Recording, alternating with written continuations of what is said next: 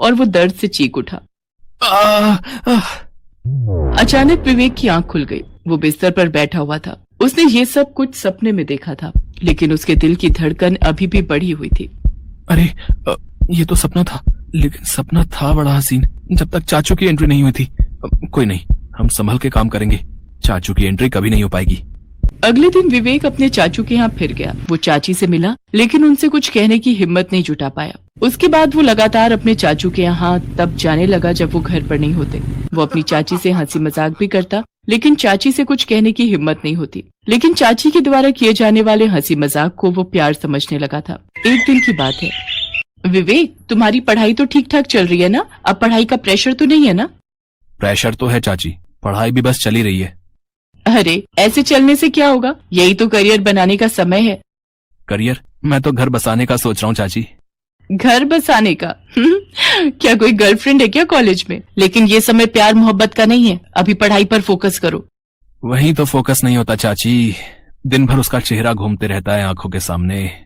किसका चेहरा? तुम्हारी गर्लफ्रेंड का? नहीं चाची, आपका। मेरा? आप ही तो मेरी गर्लफ्रेंड। विवेक के मुंह से निकली ये बात शांति के ऊपर बिजली की तरह गिरी। ये तुम क्या कह रहे हो विवेक? तुम होश में तो हो? मैं चाची हूँ तुम्हारी। तो उससे क्या फर्क पड़ता है? भतीजा चाची से प्यार नहीं कर सकता क्या? नहीं, नहीं कर सकता। पर क्यों? देखिए चाची, मैंने कुछ दिनों पहले ही एक खबर देखी थी। उसमें एक भतीजा अपनी चाची को लेकर भाग गया था, क्योंकि चाची अपने पति के साथ खुश नहीं थी। उनमें उम्र का काफी फासला था, और आप में और चाचू में भी तो उम्र का बहुत फासला है। आप मजबूरी में है ना उनके साथ?